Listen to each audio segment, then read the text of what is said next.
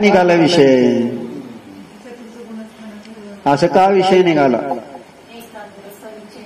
हा बरं असू दे, आता मी सांगतो. विषय इथून निघाला होता 198 गाथेमध्ये. इस प्रकार का वह आत्मा सर्व अभिलाषा जिज्ञासा और संदेह का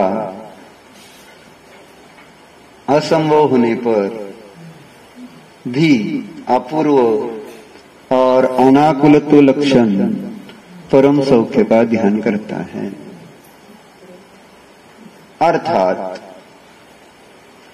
अनाकुलत्व संगत एक अग्र के संचेतन मात्र रूप से अवस्थित रहता है। अर्थात अनाकुलता के साथ रहने वाले एक आत्मा रूपी विषय के अनुभवन रूप ही मात्र स्थित रहता है। बरोबर आहे का?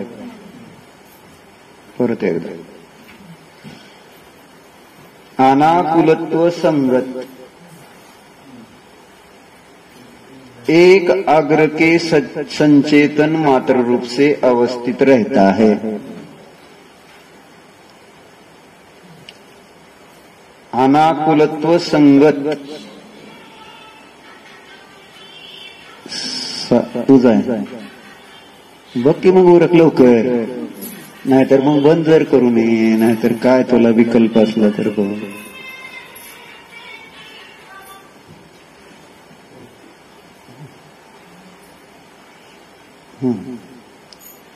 अनाकुलत्व संगत ध्यान करते म्हणून सांगितलं ना. परम सुखाचं ध्यान करते. परम सुखाचं ध्यान करणारे ते केवली भगवान असतात. आणि ते परम सुखाचं लक्षण केलंय अनाकुलत्व आहे का? अनाकुलता ज्याचं लक्षण आहे अशा परम सुखाचं केवली ध्यान करतात. अर्थात त्याचं स्पष्टीकरण केलंय वर अमृतचंद्राचार्यांनीच दिलेलं आहे टीकेमध्ये. अनाकुलत्व संगत एकाग्र संचेतन मात्रेण अवतिष्ठत इति यावं. बरोबर आहे. मग त्याचा अर्थ अनाकुलत्वा संगत एक अग्र के संचेतन मात्र रूप से अवस्थित रहता है. त्याचं स्पष्टीकरण ब्रॅकेटमध्ये दिलंय. अर्थात अनाकुलता के साथ रहने वाले संगत म्हटलंय ना. अनाकुलत्व संगत असं आहे ना. अनाकुलता बरोबर राहणाऱ्या एक आत्मरूपी विषयाचं अनुभवन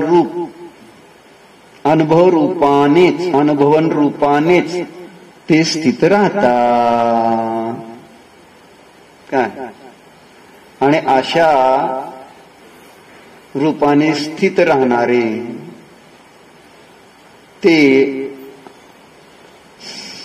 सकल ज्ञानी जे आहे त्यांना सहज ज्ञानानंद स्वभावरूप सिद्धत्वाची सिद्धीच आहे असं म्हटलं. मग विषय ह्याच्यावरून निघाला आपला की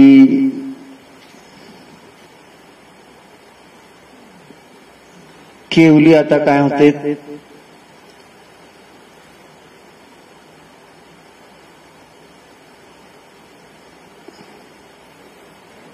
एक आत्म्यामध्ये स्थित राहतात असं म्हणतात. केवली भगवान एक आत्म्यातच स्थित राहतात असं म्हणाले.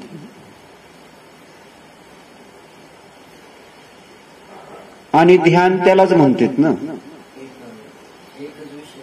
हा एकाच विषयामध्ये उपयोगाचं स्थिर राहणं त्याला म्हटलेलं असतं ध्यान. बरोबर आहे ना. एकाच विषया उपयोगाचं स्थिर होणं. मग आता केवली भगवान पण आता एकाच विषयामध्ये स्थिर आहेत म्हणून त्यांचं ते ध्यान चालू आहे असं म्हणणं. आता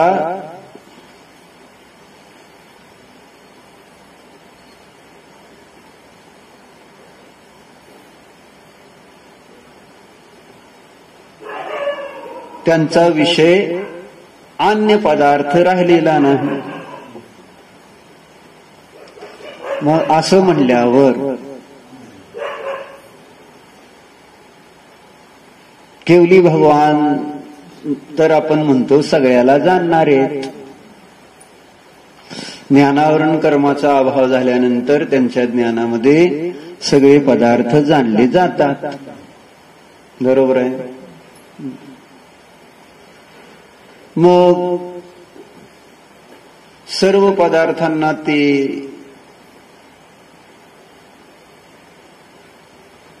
जाणतात, तर सर्व पदार्थाचं ध्यान म्हणायला पाहिजे. एक आत्म्याचंच ध्यान का म्हटले? ते आपल्या अनाकुलता ज्याचं लक्षण अशा सुखरूप आत्म्याचंच ध्यान करते असं का म्हणले? मग सांगितलं की वास्तविक बघायला गेलं तर नियमसारची 159 गाथा सांगितली की जानदी पश्यति सव्वम व्यवहार नयन केवली भयवम केवल नाणी जाणी पश्य नियमेन अपानम. 159 नियमसार. केवली भगवान व्यवहार नयाने सर्वाला जाणतात, पाहतात. निश्चय नयाने ते आपल्या आत्म्यालाच जाणतात. मग याच्यावरनं विषय काय निघाला? मग की व्यवहार नयाने केवली सर्वाला जाणतात, पाहतात असं जे म्हटलंय, मग त्यांचं ते व्यवहार नयाने सर्वाला जाणलं पाहणं मग खोटं आहे का? कारण व्यवहार शब्द आहे, व्यवहाराने जाणतात आणि व्यवहार भूतार्थ आहे, उपचार आहे, असत्यार्थ आहे. मग खोटं खोटं जाणतात का सगळ्याला केवली भगवान? असा प्रश्न. मग असं कोणी म्हटलं जर त्याचं उत्तर दिलं नाही, खोटं खोटं जाणत नाही ते खोक की नीट जरा असं दाबू नको. हा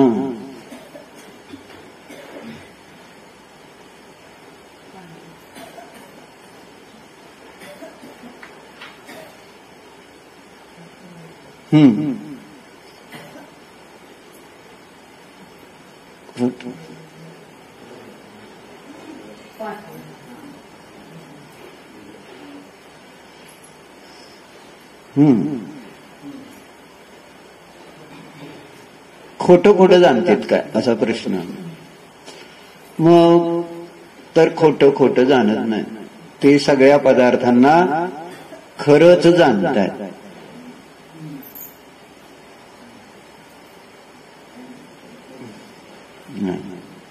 छद्मस्ताच्या अपेक्षेने विचार केला तर त्यांचं सर्व पदार्थांना जाणणं खरंच आहे. मग त्याला व्यवहार का म्हणलं असा प्रश्न आला. तर व्यवहार का म्हटलं त्याला? मग तर त्याचं कारण समयसारमध्ये जयसेनाचार्यांनी दिलं की केवली समयसार मधली ती मी नव्हती सांगितली. कोणती गाथा का? न्यायदीपिका आणलं सांगतो. अरे ती न्यायदीपिकेतनं काढायला.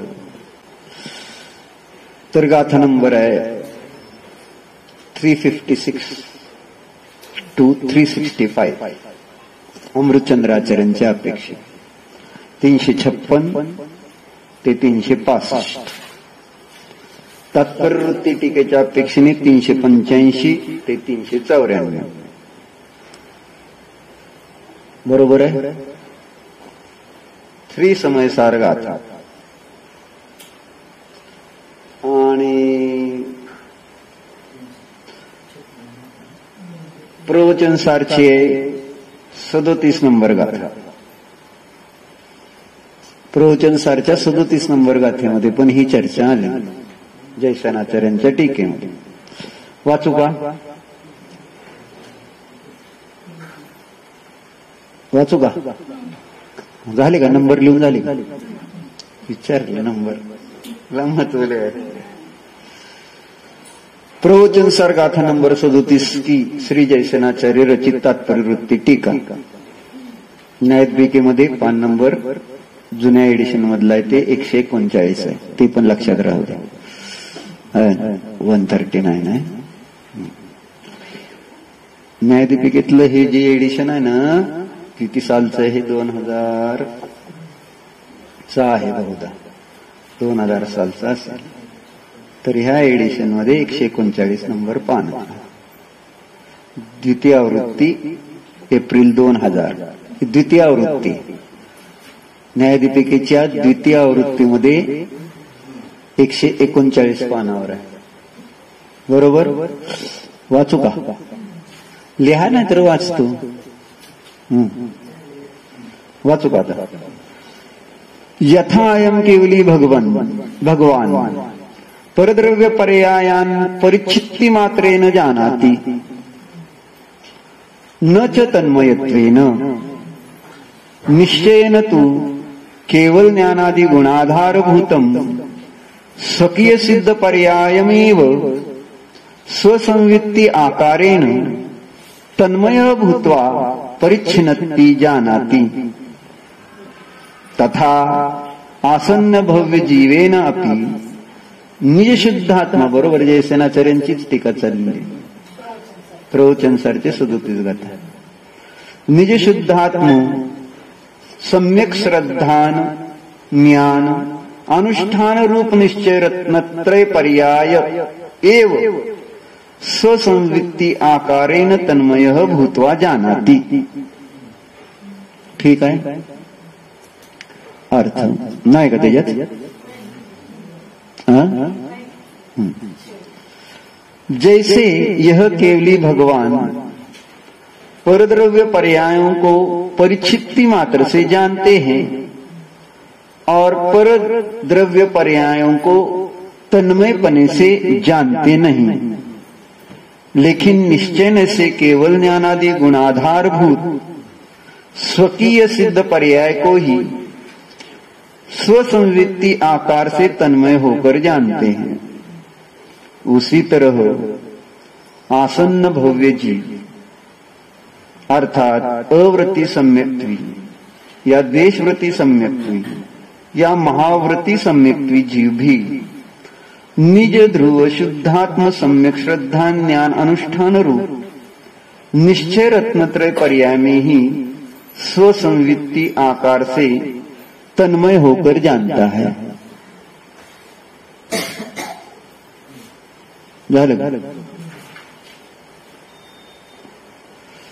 और भी देखिए समयसार गाथा आत्मख्याति नंबर 356 से 365 अर्थात तात्पर्य वृत्ति गाथा नंबर 385 से 394 की श्री जयसेनाचार्य रचित तात्पर्य वृत्ति में लिखा है कि किंच यदि व्यवहारेण परद्रव्यम जानाति तर्हि निश्चयेन सर्वज्ञ न भवति इति पूर्व पक्षे परिहारमाह. कळलं का? पूर्व पक्ष काय सांगा?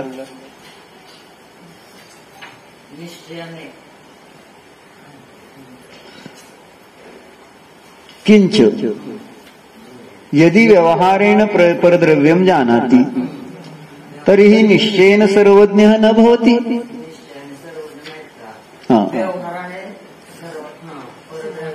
जर व्यवहाराने परद्रव्याला जाणतायत असं म्हणताय तर मग ते निश्चयाने सर्वज्ञ नाहीत काय? इति पूर्वपक्षी असा पूर्वपक्ष केला असताना परिहार करतात. आवाज पुढं यथा बघितलं का? आता परिहार करते समाधान. ठीक आहे? यथा स्वकीय सुखादिकम तन्मय भूत्वा जानाति. कळलं का नाही? काय काय सापडलं? किंच तिथंच असणार आहे कुठलं तरी. किती नंबर गाथा काढली? 385 ते 394 काढली का तुम्ही? 385 बरोबर आहे. 385 ते 394 अशा त्या एकत्र गाथा आहेत त्या सगळ्या. बरोबर आहे की? आता त्याची टीका बरोबर आहे की तुम्ही काढलेली. आता यात असणार की कुठं? नीट बघा की. ना इकडे दाखवतो तुम्हाला. वेळ घालवू नका, पटकन दे. तयार सापडलं नाही काय राव.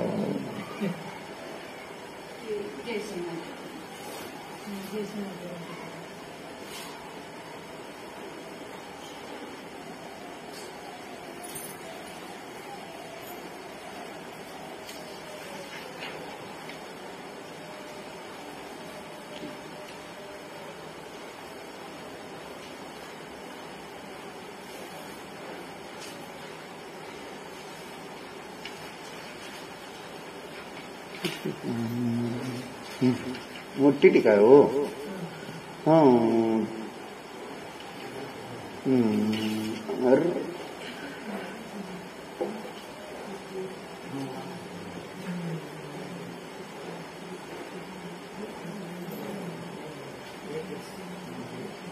या वेळी खालून 1 2 3 4 5 वेळ आहे. इकडच्या 5 आणि इकडे सापडली.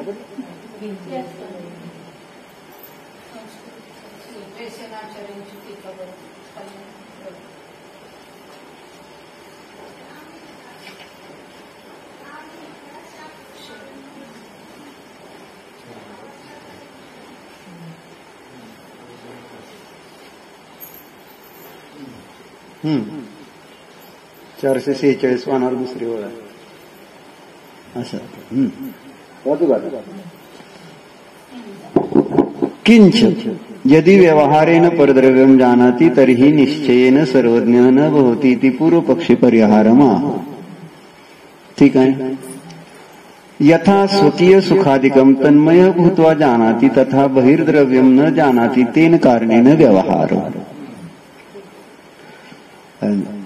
केवली भगवान ज्याप्रमाणे स्वकीय सुखादिला तन्मय होऊन जाणतात है ना, तथा त्याप्रमाणे बहिर्द्रव्याला जाणत नाही, त्या कारणाने त्याला व्यवहार असं म्हटलेलं आहे.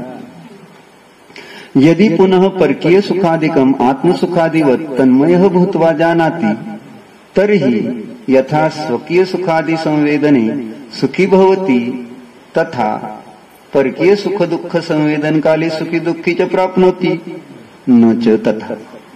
जर पुन्हा परकीय सुखादिकांना देखील आत्मिक सुखाप्रमाणेच तन्मय होऊन जाणतील, तर ज्याप्रमाणे स्वकीय सुखाच्या संवेदनाच्या काळामध्ये ते केवली भगवान सुखी होतात, तथा त्याचप्रमाणे परकीय सुखदुःखादीच्या संवेदन काळामध्ये ते सुखी आणि दुःखी होण्याचा प्रसंग प्राप्त होईल. परंतु केवली भगवान त्याप्रमाणे परकीय सुखाला निमित्त करून सुखी आणि दुःखी होताना दिसून येत नाही. जाणतेत का परकीय सुख दुःखाला? जाणतात, परंतु सुखी दुःखी होतेत का? ते नाही. का नाहीत होत?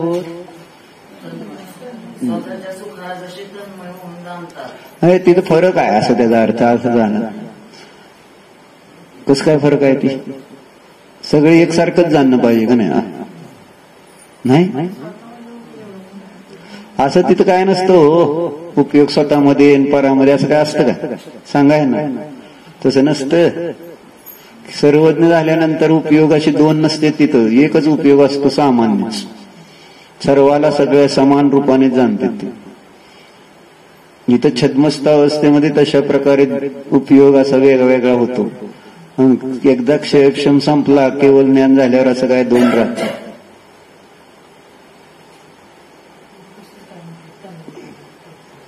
मग म्हटलंय, मग तसं आहे म्हणून म्हटलं ना. मग एकाच प्रकारे जाणतो. तीच तर गंमत आहे. आता ते सांगणार आहे. तुम्ही चिंतन करा ना.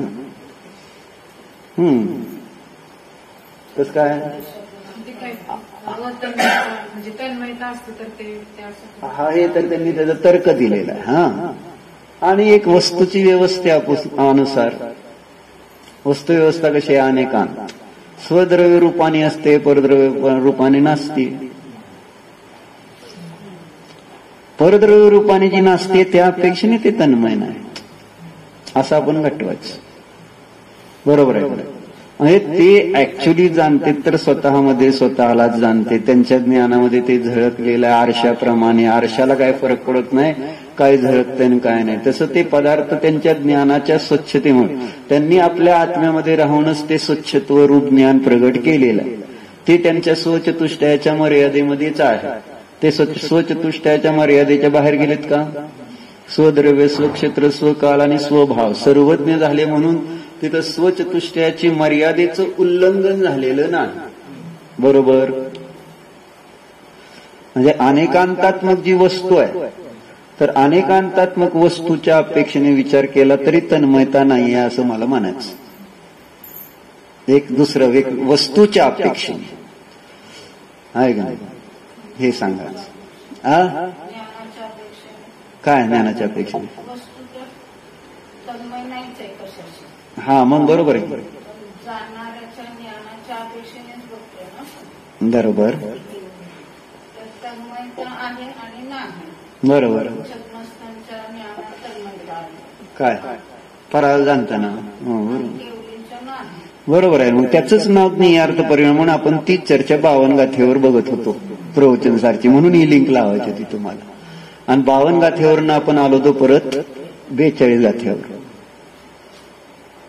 42 गाथेवर आलो आहे ना. म्हणजे त्याच्यामध्ये 52 गाथेमध्ये प्रवचनसारखे काय आलं होतं? नवी परिणामैन गिन्नई आहे ना. नवी परिणामैन गिन्नई उपज्जई. आता मी सांगतोय, ऐक जरा, धर धीर धर. नवी परिणामैन गिन्नई उपज्जई नेव तेसु अठ्ठेसु जानन नविते आदा अबंधगो तेन पन्नत्तो असं म्हणले. केवली भगवानांना त्या ठिकाणी ज्ञप्ती क्रियेचा सद्भाव असताना सुद्धा असा शब्द शीर्षकामध्ये आला की जे केवली भगवान आहेत त्यांच्या ठिकाणी ज्ञप्ती क्रियेचा सद्भाव असतानाही त्या क्रियेचं जे फळ आहे काय बंध, तर त्या बंधाचा त्यांना अभाव आहे असं सांगितलेलं. ज्ञप्ती क्रिया सद्भावे आपली तत्फलभूतम, जे बंध आहे तर तो त्यांना नाही आहे, आणि त्याचं त्याच्यामध्ये कारण दिलेलं आहे. मग त्याच्यामध्ये आपण ही चर्चा येईल की ज्ञप्ती क्रियेचा सद्भाव जो आहे तो बंधाचं कारण आहे असा त्याचा अर्थ होतो त्या शीर्षकात आहे ना. ज्ञप्ती क्रिया जी आहे, ज्ञप्ती क्रिया म्हणजे जाणण्याची क्रिया. मग जाणण्याची क्रिया पण बंधाचं कारण आहे असं सांगत होत. बरोबर आहे.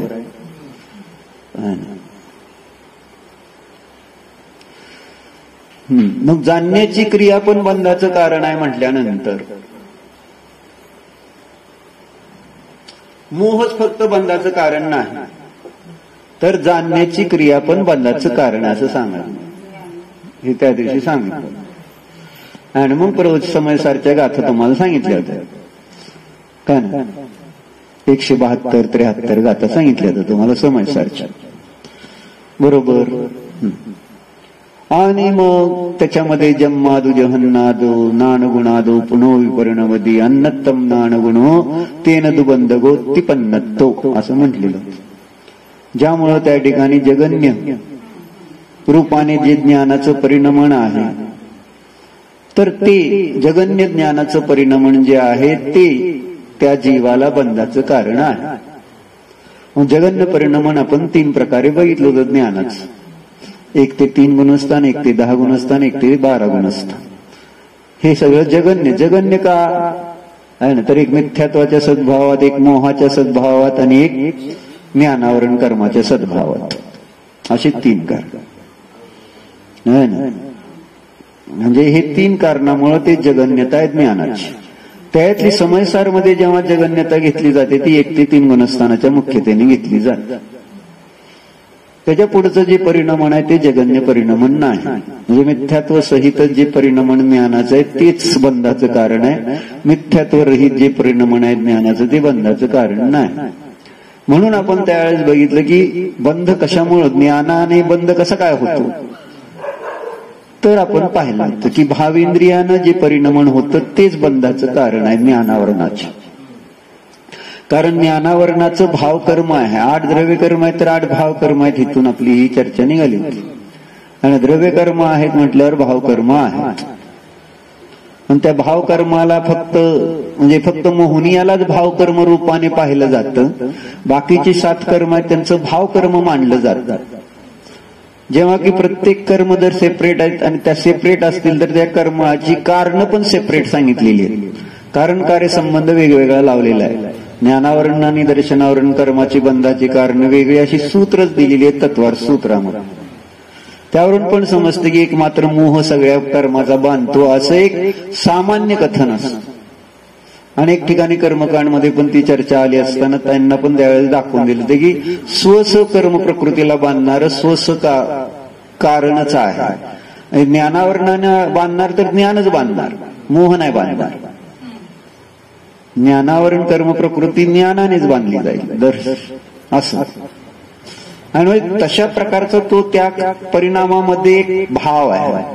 तसं तर एकाच परिणामाने 7 कर्म बांधले जाते पण वेगवेगळी स्थिती अनुभाग बनते. त्यावेळेस तशा प्रकारचा वेगवेगळा भाव आहे त्या परिणामामध्ये त्या काळात. म्हणून तर वेगवेगळ्या प्रकारचे स्थिती अनुभाग पडते.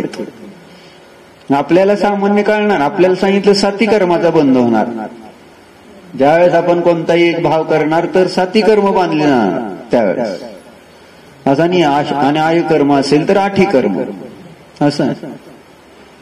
मग आता 7 कर्म बांधले जाते पण प्रकृती आपलं प्रकृती वेगवेगळ्या बांधल्या जात असताना त्यांची स्थिती अनुभाग वेगवेगळं का पडतो, तर तो वेगवेगळा परिणाम आहे ना. तत्प्रदोष निन्नव की ज्ञानावरण बांधलं जाईल, दर्शनावरण बांधलं जाईल, असं एक काहीतरी त्याच्यामध्ये सामान्य भाव सांगितलेला आहे तिथं.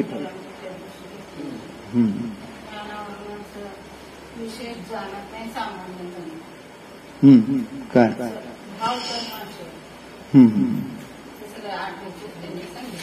बरोबर. मग असं आहे ते. म्हणून प्रत्येक कर्माला द्रव्यकर्माचं कारण भावकर्म आहे आणि सामान्य रूपाने मोह आहे.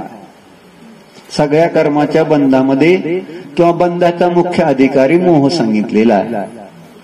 कारण त्याच्या सद्भावातच बाकीच्यांच्यामध्ये जसं वेदनीयामध्ये वजन मोहनीयामुळेच आहे.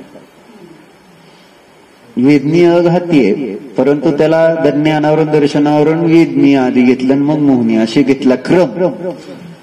म्हणजे वेदनीय अघाती असताना सुद्धा त्याला घातीमध्ये घेतले आणि मग मोहनीयच्या अगोदर त्याला क्रम ठेवला. कारण मोहनीयच्या बळावर वेदनीयाची ताकद आहे. मोहनीय गेल्यानंतर ते वेदनीय कर्म असलं काय नसलं काय त्याचं काय व्हॅल्युएशन 0 आहे. मग तशी सगळ्याच कर्मामध्ये ताकद जी आहे ती मुख्यत्वे मोहामुळे. मोह त्याला सगळ्याला बलवान करत किंवा बंध बांधण्यात स्थिती अनुभागामध्ये. मग ही एक टेक्निकल पद्धती झाली. आता लॉजिकल पद्धती आहे. तर लॉजिकल मध्ये ज्ञानच आहे ना. म्हणून ज्ञानाला जर मोहाला राजा म्हटलंय तर ज्ञानाला मंत्री किंवा सेनापती पण म्हटले. बंधाच काम करण्यामध्ये जे का करतं तर ते ज्ञान जे आहे. म्हणून ज्ञानाने मोह आणि मोहाने ज्ञान दोन्ही सहचर आहेत. पण कधी कोणाच्या प्रधानतेने कधी कोणाच्या प्रधानतेने कथन केलं जाईल. देवागम स्तोत्राचं पण उदाहरण दिलं होतं तुम्हाला त्या दिवशी. त्यामध्ये पण ही चर्चा घेतलेली. मोहाने बंद होतो का ज्ञानाने अशी चर्चा घेतलेली. आणि त्यांनी तिथं मग अन्यमतवाद्यांनी एकांताने ज्ञानच बंधाचं कारण आणि एकांताने ज्ञानच मोक्षाचं कारण आहे मानल्यामुळे त्याचं खंडन करत असताना समंतभद्र आचार्यांनी मोह बंधाचं कारण असं दाखवून दिलेलं प्रकरणावर.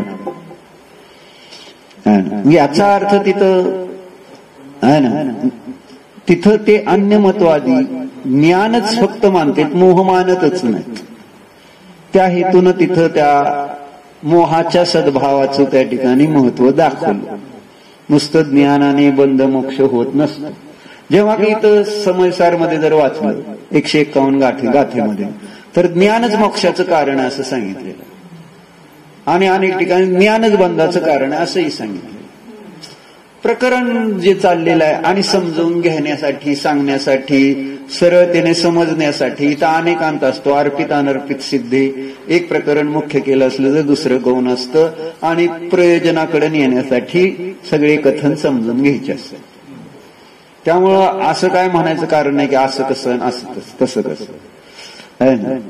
म्हणजे तिथं लिहिलंय तर त्या दृष्टिकोनातूनच चिंतन करायला पाहिजे. जगन ज्ञानाने बंद होतोय तर तिथं ज्ञानाने लिहिलंय तर ज्ञानाचाच विचार करा. तुम्ही रूढीनं मोह मोह ऐकलाय म्हणून तुम्ही मोहाकडेच जाचाल तर तुम्हाला त्या कर्माचा अभावच करता येणार नाही. कारण कर्माचा अभाव करण्याचा प्रयोग ज्ञानामध्ये आहे, मोहामध्ये नाही. कारण मोह हे अचेतन वस्तू आहे, त्याच्यामध्ये कोणतंच कारण. मोह हे फक्त फळामध्ये, मोह हा साधनात नसतो आणि विषयात नाही. मोह हे फळ आहे, विषय साधन फळामध्ये बघितलं तर, आणि फळ हा रिझल्ट आहे विषय साधनाचा. आणि त्या फळामध्ये म्हणून पुरुषार्थ होत नसतो हे सांगितलं अनेक वेळा. कारण फळ हे प्रकट झालेलं कार्य आहे, आणि कार्य एकदा प्रकट झाल्यानंतर त्याच्यात तुम्ही आंब्याचं परत आता पिरू करतो म्हटलं तर होणार नाही ना. हे तसं शक्य नाही. असं आहे ना, गुलाबजामचा परत पेढा करता येईल का तुम्हाला? नाही येतं काय काय बायकांना. तर बर, तुपाचं परत लोणी करता येईल का?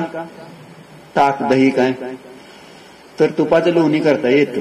तुम्हाला आपलं सांगतो, फ्रीजमध्ये तूप ठेवलं आणि फेंडलं का नाही, लोणी होतं का नाही? हा, मला माहिती आहे, अभ्यास आहे मला. हा, म्हणजे उलटी प्रोसेस परत. तर तसं होत नसतं असं सांगायचं. म्हणजे सांगायचं आहे की कार्य जे असतं, फळ जे असतं, त्या फळाला चेंज करता येत नाही. फळ हे रिझल्ट असतो, रिझल्ट, आणि तो रिझल्ट असतो साधन विषयाचा. म्हणजे साधन म्हणजे ज्ञानाचा विषय प्रयोग. म्हणून ज्ञान हे प्रयोगात्मक असल्यामुळे ज्ञानाच्या मुख्यतेने बंध मोक्षाची चर्चा केली जाते, की जेणेकरून आपल्याला त्या बंधातून कसं सुटता येईल आणि मोक्षाला कसं प्राप्त करता येईल या हेतून. जसं समयसारमध्ये आचार्याने आत्मा न सांगता ज्ञान सांगितलं. कारण आत्मा सांगितलं तर कळत नाही, अपरिचित आहे. पण ज्ञान हे परिचित लक्षण आहे, आणि परिचिताकडून अपरिचिताकडे न्यायची पद्धती आहे. म्हणून आत्मा हा शब्द कठीण होऊ नये. आता ते तर मुनींना सांगत होते तरी सुद्धा असं जर म्हटले त्यांच्या अपेक्षेने, तर मग मुनींना आत्मा कळत नसतो का? त्याला ज्ञान कशाला सांगायचं असा प्रश्न. म्हणजे सर्वसामान्य जनाला आहे ना, आत्मा म्हणजे ज्ञान जे आहे तोच आत्मा आहे. ज्ञानाला सोडून आत्म्याला शोधू नका वेगळीकडे. म्हणून ज्ञान अनुभूत आहे, ज्ञान परिचित आहे ना. म्हणून त्या ज्ञानाच्या अवलंबनाद्वारे बंधाचा अभाव आणि मोक्षाची प्राप्ती करण्याचा उपाय सांगितला गेला. आणि न्यायाच्या दृष्टिकोनातून बघितलं असताना प्रमाण नैराधिगम हे सूत्राद्वारेच आचार्यांनी तत्वाला ग्रहण करण्याचा उपाय सांगितलेला. तत्व जे ग्रहण होतं ते प्रमाण न्यायाच्याच द्वारे होतं, अन्यथा नाही. हा नियम आहे, त्याच्याशिवाय दुसरा उपाय नाही. आणि प्रमाण नाही हे ज्ञान साधन आहे. म्हणजे जीवादी तत्वाचं श्रद्धान करण्यासाठी मला त्याला जाणावं लागलं. जाणून म्हणून आचार्य कुंद श्रद्धान करा म्हणते. न जाणता केलेलं श्रद्धान हे गाढवाच्या शिंगावर श्रद्धा ठेवल्यासारखं आहे. खरं शृंग श्रद्धान समानत्वात असे शब्दप्रयोग 17-18 गाथेच्या टीकेमध्ये अमृतचंद्र देवांनी केले. बरोबर. म्हणून ज्ञानाला का मुख्य केलं की ते एक समजणारी गोष्ट आहे आबाल गोपालांना, आणि त्यामुळं ज्ञानाच्या माध्यमातून प्रयोजनकडे न्यायचंय, प्रयोजनाच्या सिद्धीसाठी. त्याचा एकांत करायचा आहे असं नाही. ज्ञानच सगळं काही आहे असं नाही. म्हणून महाराजांनी न्यायदीपिकेमध्ये हे अनेक वेळा लिहिलेलं, एक अपेक्षा से ज्ञान पर्याय का महत्व आहे. म्हणजे अपेक्षा आहे इथं ज्ञान पर्यायाची, त्या ज्ञान पर्यायाच्या द्वारे होणारं कार्य दाखवून त्याचं महत्व सिद्ध केले. असं म्हणून मोह जो आहे तो जरी बंधाचं कारण म्हटलं तरी तो बंध ज्ञानाने विपरीत जाणल्यानंतर बंद होतो. ज्ञानाने वस्तूला जसं न जाणता तसं, मग ती ज्ञानातली विपरीतता कोणी उत्पन्न केली असा प्रश्न येतो. तर ती ज्ञानातली विपरीतता कोण म्हणते? काय मोहाने केली तयार. परंतु विपरीत ज्ञानावरण कर्माच्या क्षयक्षमातच विपरीत ज्ञान पर्याय उत्पन्न होत असते. ती ज्ञानावरण कर्माचं कार्य. म्हणून महाराजांनी इथं आत्मानुभूतीचे पर्याय ही ज्ञानावरण कर्माच्या क्षयक्षमात होते, चारित्र मोहनियाच्या क्षयक्षमात होत नाही, असं राजवार्तिकचा एक आधार दिलेला आहे का नाही? आठवतंय का तुम्हाला? सांगू का? सांगा म्हटल्याशिवाय मी कसं सांगणार? हा सांगतो. कापूस कांड्याची गोष्ट आहे का? सांगा. हा तर दुसरी आवृत्ती न्यायदीपिकेची पान नंबर आहे 143. राजवार्तिक अध्याय 9 सूत्र नंबर 27 वार्तिक नंबर 8. ठीक आहे.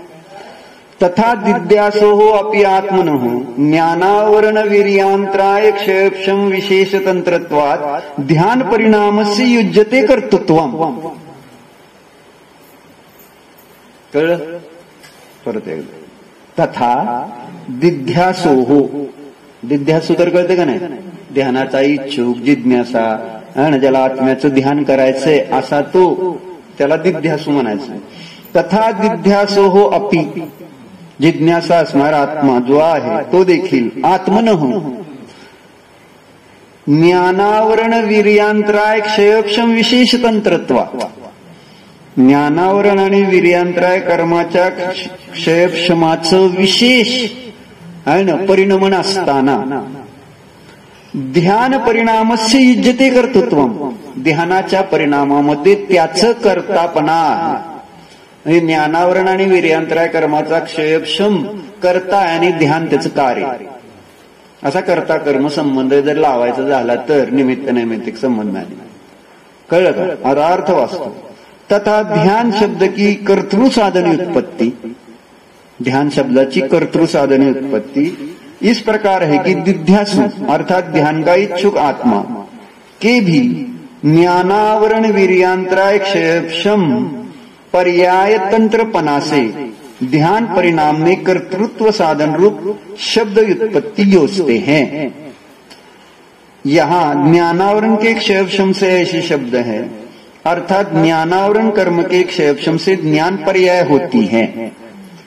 यहाँ चारित्रावरण के क्षयक्षम से अथवा उपशम से अथवा क्षय से ऐसे शब्द नहीं है, अर्थात ज्ञान पर्याय को ध्यान कहते हैं. यह श्लोक वार्तिक का कथन सुसंगत युक्त है, सुसंवाद युक्त है. हे ध्यान चारित्र आहे, ध्यान चारित्र आहे, ध्यान चारित्राची पर्याय असं त्याला म्हटलं जातं. टेक्निकली, लॉजिकली जे आहे आणि प्रॅक्टिकली तर ते काय ज्ञानाची, तिथं दाखवलं क्षयक्षम कोणाचं होतं, तिथं कर्माचा ज्ञानावरण आणि वीर्यांत्राय कर्माच्या क्षयक्षमामध्ये ध्यानाचा आणि कर्तापणा दिसून येतो. म्हणजे ज्ञानावरण कर्माच्या क्षयक्षमामध्ये चारित्राची पर्याय उत्पन्न होत नाही. ज्ञानावरण कर्माचा क्षयक्षम झाल्यावर ज्ञान पर्याय उत्पन्न होणार आणि त्या ज्ञान पर्यायानेच ध्यान होतं. म्हणून ध्यान ही ज्ञानाची पर्याय असं जे तत्वार श्लोक वार्तिक मध्ये विद्यानंद आचार्याने दिलंय ते बरोबर असं तिथं महाराजांनी राजवार्तिकच्या आधाराने सांगितलं. बरोबर झालं? कशासाठी सांगितलं? म्हणजे कधी कधी कुठं कुठं ज्ञानाला मुख्य करून कथन केलंय म्हणून त्या अपेक्षेने सुद्धा विचार करावा. शास्त्रच सांगितलेलं आहे, आगम आहे, युक्ती आहे, स्वानुभव आहे. म्हणून मोहालाच एक फक्त घेऊन सगळ्या चर्चा करणं, हे जे कर्णन योगाचे विद्वान असतात है ना, त्यांचं ते काम चाललेलं असतं है ना. सगळं काही मोह मोह मोह, कारण तसं शिकलं जातं. शिकल्यावर तसे संस्कार बनते, संस्कार बनल्यावर तसंच सगळीकडे तसंच लावलं जातं. जसं आम्ही न्याय शिकलो तर आम्ही न्यायानुसारच सगळीकडे लावतो. त्यामुळे आम्ही मोहाला गौण करतो, ज्ञानाला मुख्य करतो. तुम्ही ज्ञानाला गौण करता आणि मोहाला मुख्य करता. पण गौण मुख्य केलं तर बरोबर आहे, तेच मानलं तर चुकीचं आहे. नाही, मोहानेच होतं, ज्ञानाने होतच नाही असं जर म्हटलं तर चुकीचं. ज्ञानानेच होतं, मोहाने होतच नाही असं म्हटलं तर चुकीचं. दोन्ही सहचर आहे. म्हणून आमची कुसुमताईची ह्याच्यावर बरेच वेळेस अजून पण त्यांना ते ज्ञान बांधायचं कारण मान्य नाही. आणि मग त्यांना चार्ट काढून दाखवला उपादान निमित्ताचा सुद्धा आहे ना. म्हणजे तिथं त्या ज्ञानावरून कर्माला बांधण्यामध्ये मोह निमित्त आहे का उपादान आहे, हा माझा प्रश्न होतो. मग तिथं मोहाचं निमित्त आहे, परंतु ज्ञानावरून कर्म बांधलं जात असताना ते भाव ज्ञानावरून कर्म घ्या. तर भाव ज्ञानावरून कर्म जे आहे ते स्वयं स्वतःमध्ये परिणत आहे 100%. ज्यावेळेस आपण निश्चय नाही आणि करता कोण आहे त्या ज्ञानावरून कर्माचा, तर ते भाव ज्ञानावरून कर्म स्वयं त्या ज्ञानावरून कर्माचं करता आहे. मोह तिथं 0%. उपादान जो निश्चय न्यायाने कार्याचा करता कोण, तर निश्चय न्यायाने कार्याचा करता जो तो आपला जो ज्याच्या गुणाचा जो परिणाम आहे तोच त्याचा करताय. अन्य गुण, अन्य द्रव्य, अन्य गुणाचा, अन्य द्रव्याचा करता नसतो. 0% आहे तिथं, तो निश्चय न्यायाने विचार केला. मग ही सगळी व्यवस्था इकडं म्हणायचं अगदी पूर्ण स्वतंत्रता आणि इकडं जरा असं कुठंतरी बंदाची चर्चा आली की त्याला उपादानाला गुंडाळून ठेवायचं का. आणि हेच कर्णाणयोगवाले विद्वान करते, उपादानाला गुंडाळून ठेवते निमित्ताच्या चर्चेला प्रदान करून, कर्माच्या चर्चेला प्रदान करून आहे ना. मग निमित्तच सगळं कर्तृत्व. म्हणून तर कुंदगुंद आचार्यांनी पुढे जाऊन सांगितलं लोयस्स कुनदिविन्नू. लोकाला त्या ठिकाणी विष्णू करतो असं जे अन्यमतवादीचं मत आहे. आणि जर श्रमण पण म्हणेल की त्या ठिकाणी काय करतो, कर्म करतय किंवा काय हा श्रमण म्हणेल की मी षटकाय जीवाची रक्षा करतो किंवा कर्म करतोय असं म्हणलं तर मग ते पण त्याच्यामध्ये काय फरक राहणार ना. आणि अन्य सांख्यमतवादी तर म्हणतोच कम्मेहिम या अन्यानी कम्मेहिम.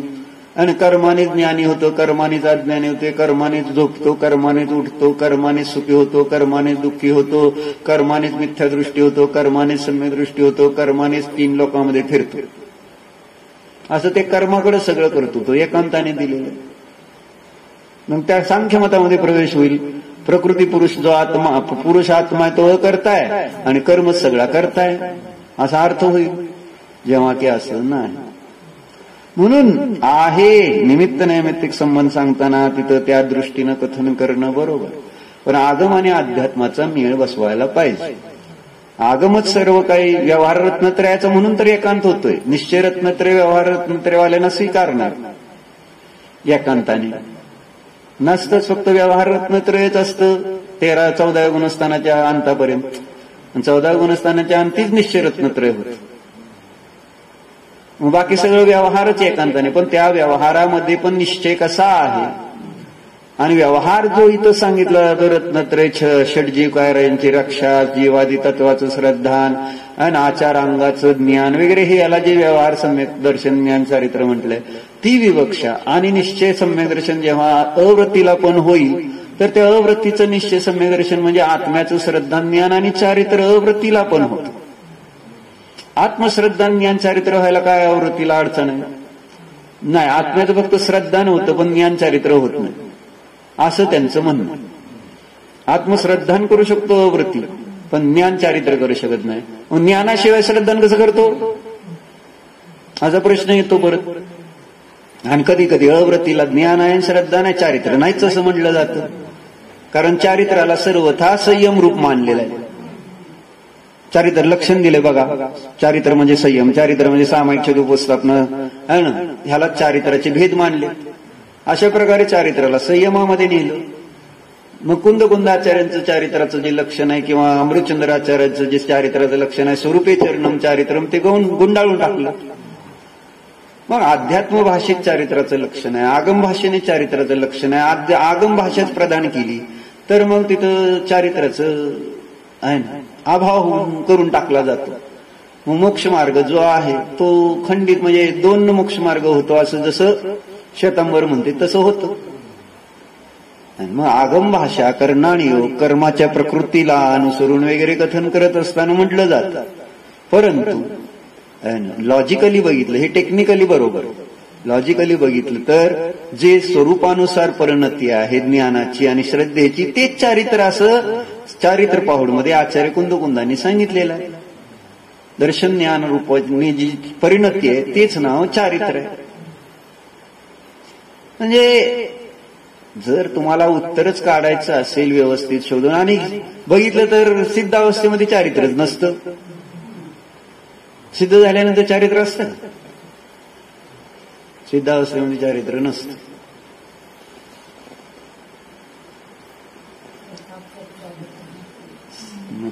त्याला काय चारित्र फक्त 11, 12, 13, 14 ते त्यानंतर नसतं चारित्र. असू द्या. म्हणजे चारित्र असं काय वेगळं कार्य नाही आहे, असंही आहे. आणि एका अपेक्षेने संसारावस्थेने क्रोधाधिक कषायाच्या अपेक्षेने आहे. आणि समयसारचं दुसरं नाव सम्यक दर्शन सम्यक ज्ञान आहे, चारित्र नाही आहे, असं आचार्यांनी 144 गाथेमध्ये लिहिलेलं. समज माझ्याकडे आधार आहे, म्हणायचं नाही. संमदंसनानम एदम लहदत्ती नवरी बवदेसम सव पक्ष नैदो नय रहिदो जोसो समय सारो, असे गात नाव दिलेलं आहे. सम्यक दर्शन आणि सम्यक ज्ञान हे समयसारचं दुसरं नाव आहे.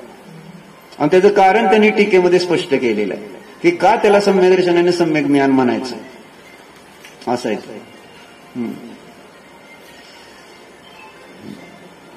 बरोबर आहे. म्हणून चर्चा कशावरून निघाली? मोहच फक्त एकटा बंधाचं कारण आहे असं नाही, प्रकरणानुसार. म्हणून आता तिथं केवली भगवान ज्ञानाने आता तन्मय झाले नाही झाले ही जी चर्चा घेतलेली, त्याचा अर्थ काय समजून घ्यायचा तिथं. म्हणून तिथं लॉजिकली उत्तर दिलं की बाबा तन्मय का कशावरून नाही आहे, तर ते सुखी दुःखी होत नाहीत ना. मग जर ते तन्मय नाहीतच स्वतःशी, तर त्यांना आनंदाचा अनुभव येत नाही असं म्हणावं लागेल. म्हणजे जो आनंदाचा अनुभव तेच चालले ना 198 ते सुखाचं ध्यान आहे. मग त्या सुखाची अनुभूती येणार नाही तर मी कशाला सिद्ध बनायचा प्रयत्न करून आर्यंत बनायचा आणि धर्म करायचा प्रयत्न करायचा. मला जर फळच नाही मिळणार अनुभवायला तर मग काय, कशासाठी मी प्रयत्न करायचा. म्हणजे आत्म्याचा आनंद अनुभवतात तन्मय होईल, ह्याच्यात काही शंका नाही. आणि पराला जाणतात पण तन्मय होत नाहीत, म्हणूनच व्यवहार शब्दाचा प्रयोग केलेला असं. म्हणून सर्वज्ञ व्यवहाराने आहेत आणि निश्चयाने नाहीत असं नाही. तर तन्मयतेच्या अभावामुळे त्याला व्यवहारे नाव दिलेलं आहे असं सांगितलं. यदि पुनः परकीय सुखादिकम आत्मसुखादेव तन्मय भूत्वा जानाति तर्हि यथा परकीय सुख संवेदने सुखी भवति तथा परकीय सुख संवेदन काले सुखी दुःखी च प्राप्नोति न च तथा. यद्यपि स्वकीय सुख संवेदन अपेक्षा निश्चय परकीय सुख संवेदन अपेक्षा व्यवहार तथापि छद्मस्त जन अपेक्षया सह अपि निश्चय एव इति. जरी त्या ठिकाणी स्वतःच्या सुखाच्या संवेदनाच्या अपेक्षेने निश्चय आणि परकीय सुखाच्या संवेदनाच्या अपेक्षेने व्यवहार आहे, पण जर छद्मस्ताच्या अपेक्षेने पाहिला तर ते केवलींचं सगळ्याला जाणणं हे निश्चयच आहे. ठीक आहे, बाकी आपण नंतर करू. ओम नमः.